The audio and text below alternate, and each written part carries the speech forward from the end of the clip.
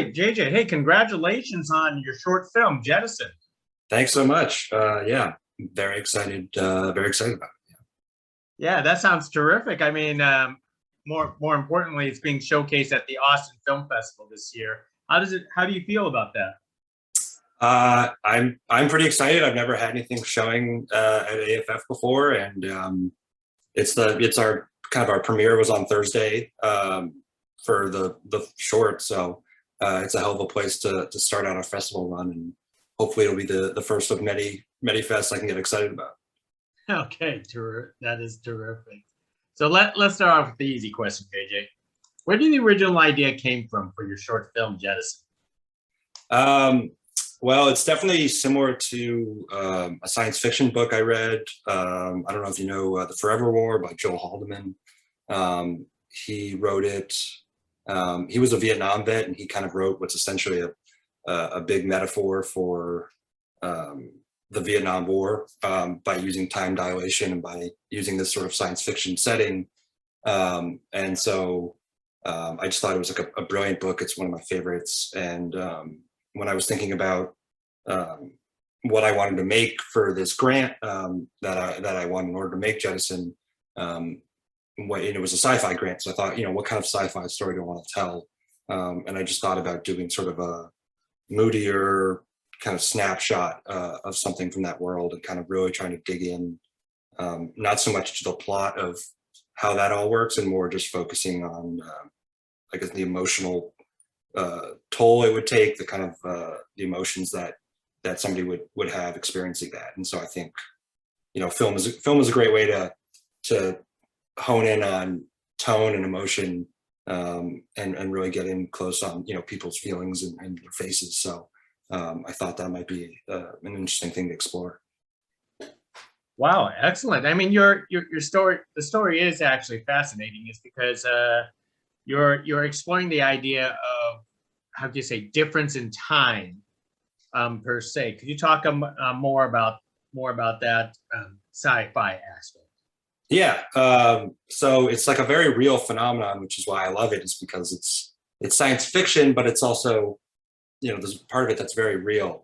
Basically, the way time dilation works, the faster you go, the slower time moves for you, or, the faster time moves for everyone else outside of you, put another way. So you can get into some really interesting dynamics that way, where it's essentially you can travel forward in time if you go fast enough. So it's kind of a real world time travel that, if we ever do make spaceships or vehicles that can go that fast, you could actually have. So that's why it's very interesting to me, is because as far off and as fantastic as it seems, it could actually maybe turn into a real thing one day, which is intriguing. Especially the fact that you mixed it with the concept of war, because to veterans, when they actually go out to war, time for them in their minds moves a lot different. A 6-month campaign does actually feel like 20 years to them. Talk about that aspect, because your main character is centered as a veteran. Right. And that was definitely a big part of the Haldeman book too. So that was definitely somewhere I, took a lot of inspiration from. And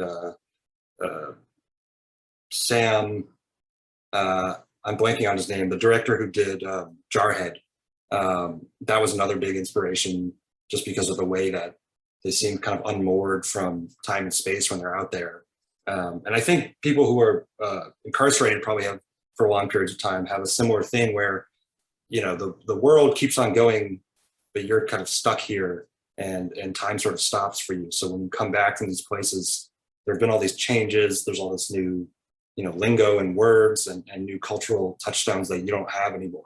So I think it's tough, for veterans when they're coming back, and instead of, being celebrated or having things easy because of the sacrifices they made and the service that they've done, it's sort of the opposite, where they almost get punished for it because they don't know how to necessarily cope, or they don't know the rules of the new society that's kind of been created while they were away. So essentially, it's it's like that on steroids in the short, where it's just, we're talking about longer time spans, but it's just sort of the same idea. Tell us about how you wanted to approach this short film, because this is a concept that could easily be adapted into a full-length feature film. But because you went with the short film route, budget-wise, time-wise, it proves to be, I want to say, a lot more challenging. Yeah, and it maybe would work better as a feature. I thought instead I would try and cram a feature's length worth of stuff into 11 minutes. But no, I don't know. For me personally, I always find that the biggest complaint I have for shorts is that they tend to move a little too slow, and they tend to just be edited too slowly. And so what I wanted to try and do was not limit myself too much and be able to, jump from scene to scene and keep things moving. Linger on the moments that mattered to me and the moments that felt like they needed to pause. But if there wasn't a reason for me to stay on the scene any longer than I had to, I wasn't going to do it just to, fill up space or lengthen things out. But as a result, there were a lot of locations, a lot of scenes that needed to be done. We filmed the whole thing in 2 weekends over 4 days. And honestly, I felt like we could have easily doubled that and still been, rushing on set to get stuff done. So it was definitely a challenge. It was maybe not the smartest idea going in. Hopefully we pulled it off. But yeah, I mean, narrative economy is like one of the most important things for me when I'm making movies. So I always try to put too much in as opposed to trying to stretch out something that there's not enough of. So the thing that's terrific about this film is that we had to fill in the blanks in terms of this intergalactic war, because obviously, budget constraints. It's not like you could, spend $1 million, for battle scenes and all this kind of stuff. But in your mind, compared to our minds, what was this intergalactic war in your head? Yeah, I mean, it's weird because I intentionally knew from the start that I wasn't going to show the fighting. I wasn't going to show the enemy. To me, it was scarier, more interesting if you didn't know exactly what they were fighting, and it kind of puts you in the headspace of, the soldiers' confusion and their doubt about what they're facing.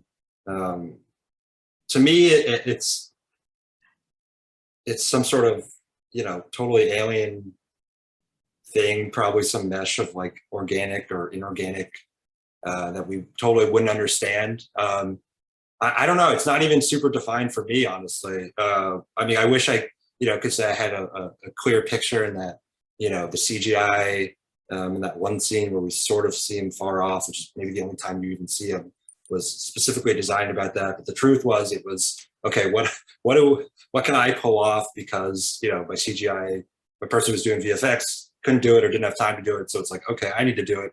What can I do that maybe looks good and maybe looks frightening and scary, but, still looks alien? So the truth is, I don't even have a clear picture in my mind, because even if, whatever I come up with, it was going to get thrown out for whatever I could pull off on that budget and, pull off with my own technical VFX skills, which are very limited. So, yeah, I don't know. For me, it was always more interesting to just let whatever, I mean, I don't know what you thought they were, but I'm always more interested to hear what the audience has to say, honestly. You know what? I have no idea what it is either. I was trying to imagine like the little furry critters are running around. As far as I'm concerned, they were hunting something. They're fighting Ewoks. That's perfect. Yeah. Who knows? So tell us about you have a love for sci-fi, or it's just this one-time thing because you love the book?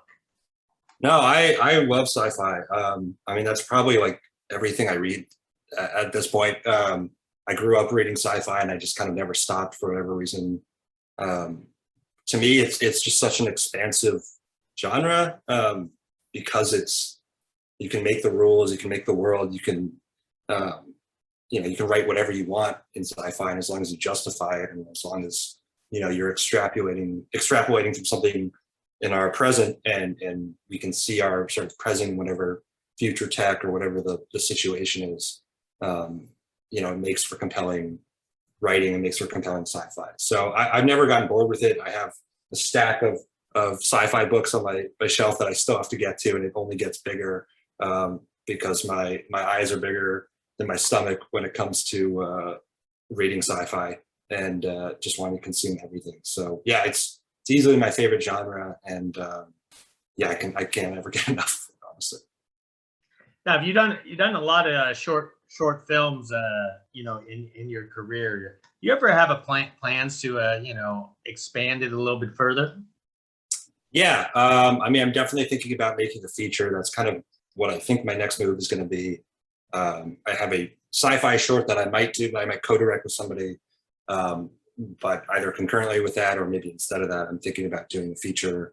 I don't know if it's going to be sci-fi, just because I think I might have to focus a little bit more on the budget and making something that can be done